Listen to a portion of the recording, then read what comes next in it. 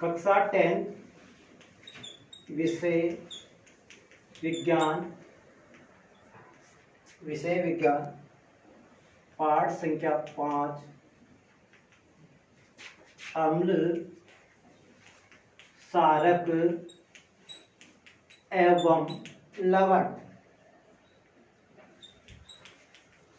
इसमें पहले बात करते हैं हम अम्ल की। अम्ल यानी एसिड। अम्ल होते क्या हैं? तो सामान्य भाषा में बात करें तो अम्ल स्वाद के अनुसार वे पदार्थ जो स्वाद में खट्टे होते हैं अम्ल कहलाते हैं। यानी जिन पदार्थों का हम स्वाद चख के बता दें कि खट्टे हैं तो हम उनको बता देंगे कि ये अम्ल है। दूसरी बात, जो जलीय विलयन में यानी जलीय विलयन का मतलब जल में घुलने पर, जो जलीय विलयन में जल में घुलने पर H प्लस आयन देते हैं। जलीय विलयन में H प्लस आयन देते हैं, अम्ल कहलाते हैं। H प्लस आयन देते हैं, अम्ल कहलाते हैं।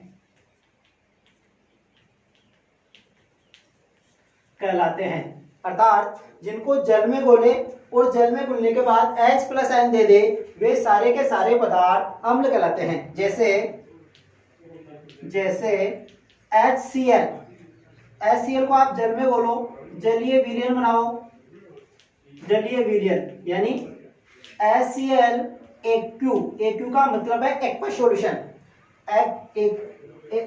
HCl को हम जल में घोलेंगे तो एक तो H प्लस आयन देगा और दूसरा Cl माइनस आयन देगा। यानी H प्लस आयन देने के कारण ये क्या कहलाता है? HCl एक अम्ल है। जैसे दूसरा उदाहरण देखें तो H2SO4 में क्या होता है? जैसे हम इनका एक्वस सॉल्यूशन बनाएंगे, जलीय विलयन बनाएंगे, क्या देगा? 2H प्लस और SO4 नेगेटिव। यानी यहाँ भी H प्लस आयन निकल रहा है, यहाँ भी H प्लस आयन निकल रहा है, इसलिए ये क्या है? अम्ल है। तीसरी बात करें, जैसे एक उदाहरण और लेंगे हम, HNO3 नाइट्रिक अम्ल की बात करते हैं। ये जल में घुलने पर, एक्वस सॉल्यूशन में घुलने पर क्या देता है? ये एक तो H प्लस और एक NO3 नेगेटिव। यानी जल में घुलने पर अगर कोई पदार्थ H प्लस आयन देता है तो वो क्या कहलाएगा? अम्ल कहलाएगा, एसिड कहलाएगा। ठीक है। अब तीसरी बात करते हैं। दो बात हो गई। तीसरी बात करते हैं कि लिटमस पेपर में क्या होता है इसका?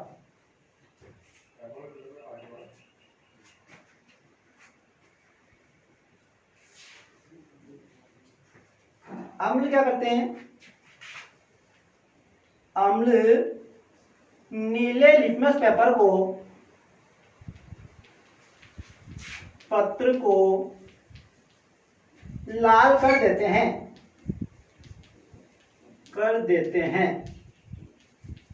अर्थात नीले लिटमस पत्र पर अम्लीय पदार्थ डालने पर वो नीला लिटमस पत्र क्या हो जाता है? लाल में बदल जाता है। इसका मतलब ये भी क्या है? अम्ल है। तीसरी बात करते हैं, प्रोटॉन देने के आधार प्रोटॉन देने के आधार पर, यानी अम्ल प्रोटॉन दाता और 60 प्रोटॉन ग्राही। अम्ल प्रोटॉन दाता और 60 प्रोटॉन ग्राही। यानी अम्ल क्या होते हैं? जैसे कोई भी अम्ल है, HCl है, ये क्या करेगा? जैसे ही ये HCl है, ये यहां से H प्लस का मतलब क्या है? प्रोटॉन। और जैसे ही प्रोटॉन निकलता है तो हम बता देंगे कि HCl अम्ल क्या है? अम्ल है। HCl क्या है? एक अम्ल है, क्योंकि ये क्या दे रहा है? प्रोटॉन दे रहा है। और प्रोटॉन दाता क्या कहलाते हैं? अम्ल कहलाते हैं। ठीक है। अगली बात करते हैं इलेक्ट्रॉन युग्म अगली बात है इलेक्ट्रॉन युग्म दाता एवं ग्राही के आधार पर, ग्राही के आधार पर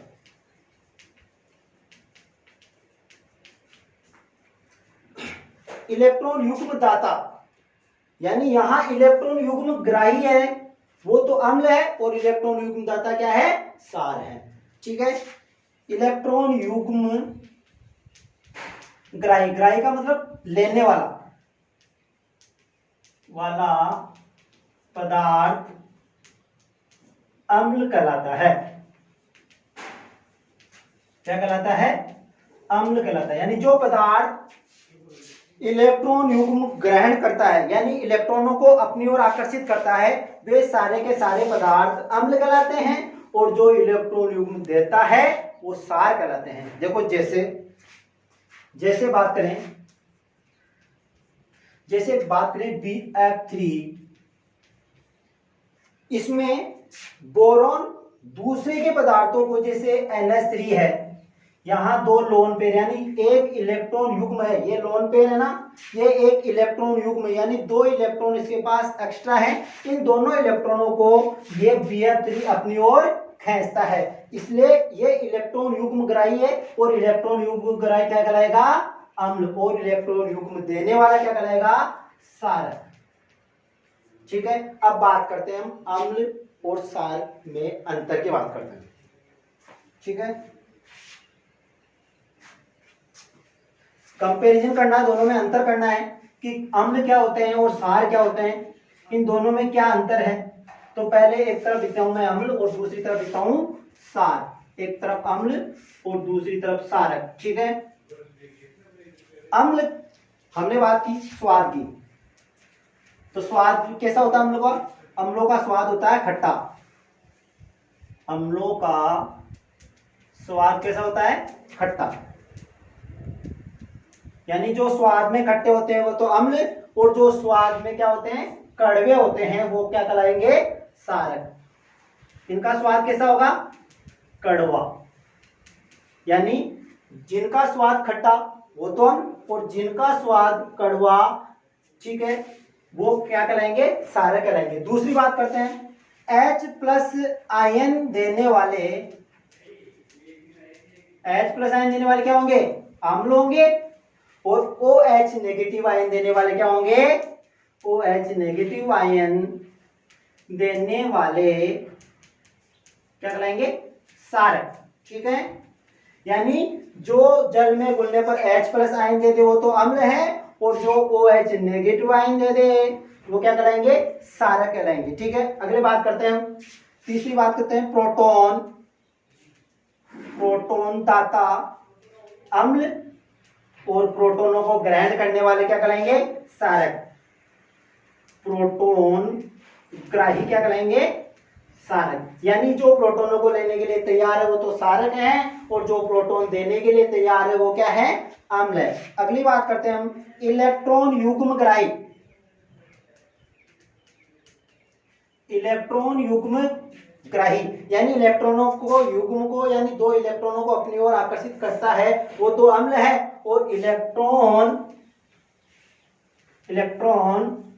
युग्म दाता क्या करेंगे, क्षारक कहलाएंगे। एक देने वाला दूसरा लेने वाला, यहां लेने वाला तो अम्ल कहलाएगा और देने वाला क्या कहलाएगा, क्षारक। और अगली बात करते हैं, अम्ल लिटमस पत्र को नीले से लाल में परिवर्तित करता है। नीले से लाल में परिवर्तित करता है, यानी अम्ल में लिटमस पत्र नीले से लाल हो जाता है, जबकि क्षारक में लाल लिटमस पत्र कैसा हो जाएगा, उल्टा हो जाएगा, यहां नीला हो जाएगा, नीला हो जाता है। ठीक है, ये तो हमने अंतर किए किसमें, अम्ल और क्षार में, यानी पहले तो हमने अम्लों की बात की, फिर इन दोनों में हमने अंतर कर लिया। अब तीसरी बात जो पढ़ते हैं वो पढ़ते हैं तनु और सांद्र अम्ल। तनु और सांद्र अम्ल, तनु कौन से होते हैं और सांद्र कौन से होते हैं, डाइल्यूट और कांस्टेंट। ठीक है, हम बात करते हैं तनु अम्ल एवं सारक, तनु अम्ल एवं सारक। और दूसरी बात करते हैं सांद्र अम्ल एवं सारक, यानी तो एक तो होते हैं तनु और एक होते हैं सांद्र। अब देखो तनु कौन से होते हैं, जिनमें पहले बात करते हैं जिनमें जल की मात्रा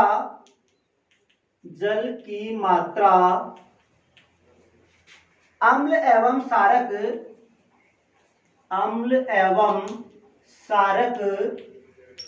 की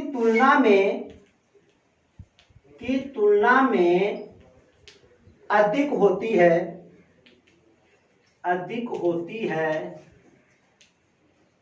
ऐसे अम्ल व सारक क्या कहलाएंगे, तनु कहलाएंगे, डाइल्यूट कहलाएंगे। क्यों, क्योंकि इनमें अम्ल तो बहुत कम मात्रा में है, जबकि जल की मात्रा क्या है, इनकी तुलना में बहुत ज्यादा है। यानी एक गिलास में हम थोड़ा सा अम्ल लें, चाहे नींबू का रस ही ले लें, चाहे कोई सा भी HCl अम्ल ले लें, चाहे H2SO4 ले लें, इनमें थोड़ी सी तो मात्रा रखें अम्ल और सार की, और बहुत अधिक मात्रा में क्या रखें, हम जल डाल दे हैं, तो ऐसे अम्ल व सार क्या कहलाएंगे, तनु अम्ल या सार। ठीक है, अब बात करते हैं सांद्र की, तो इसका जस्ट विपरीत हो जाएगा। जस्ट विपरीत का मतलब यहाँ जल की मात्रा तो कम हो जाएगी और सार की और अम्ल की मात्रा क्या हो जाएगी, ज्यादा। यानी पानी बहुत कम मात्रा में हो और अम्ल व सार क्या हो, अधिक मात्रा में। जैसे जिनमें जल की मात्रा अम्ल एवं सारक की तुलना में बहुत कम हो, अर्थात जल बहुत कम मात्रा में हो और अम्ल और सार क्या हो, ज्यादा मात्रा में हो, तो इसे क्या कहलाएंगे, सांद्र कहलाएंगे। ठीक है, अब बात करते हैं हम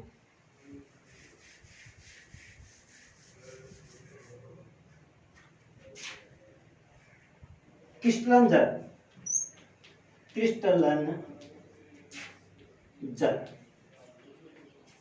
देखो एक क्रिस्टलन जल एक अलग से टॉपिक है इसी पार्ट में। यहां क्रिस्टलन जल से मतलब वो है कि किसी भी पदार्थ या किसी भी लवण के इकाई सूत्र में उपस्थित जल के अणुओं की संख्या, क्या, किसी भी लवण के इकाई सूत्र, यानी जिसका फॉर्मूला है ना उसका, ठीक है, इकाई सूत्र में उपस्थित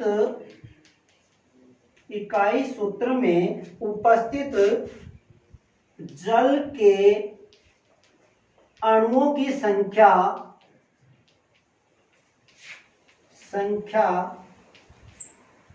किसी भी लवण के इकाई सूत्र में उपस्थित जल के अणुओं की संख्या उस लवण का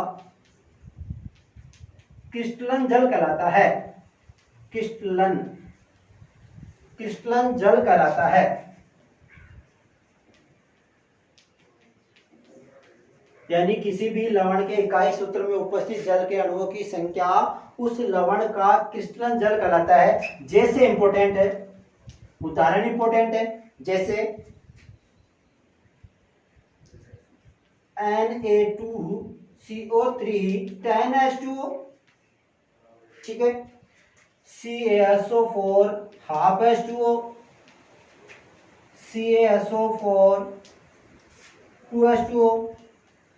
यानी इन सभी फॉर्मूलों में लवण के इकाई सूत्र में जल के आगे आपको संख्या दिख रही होगी, यहाँ 10 दिख रही है, यहाँ हाफ दिख रही है, यहाँ 2 दिख रही है, ये सारा का सारा जल कैसा कहलाएगा? क्रिस्टलन जल कहलाएगा। यानी ये कोई लवण है जिसमें 10 जल के अणु है, तो ये 10 जल के अणु है वो क्या है? क्रिस्टलन जल है। कैसा जल है? क्रिस्टलन जल है।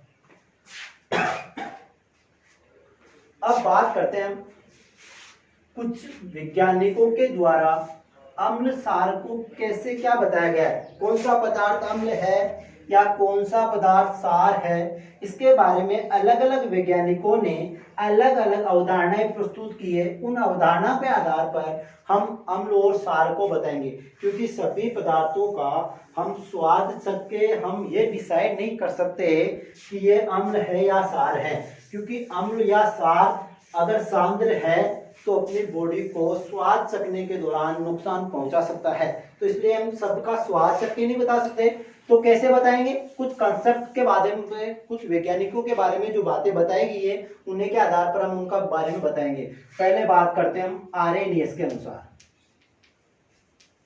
आर्हेनियस के अनुसार यानी आर्हेनियस ने क्या बताया कि कौन से पदार्थ अम्ल या कौन से पदार्थ सारक है। तो आर्हेनियस के अनुसार हो गया जो पदार्थ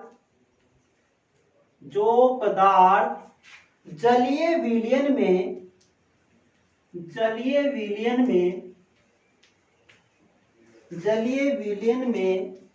H+ आयन देते हैं। कौन सा आयन देते हैं? H+ आयन देने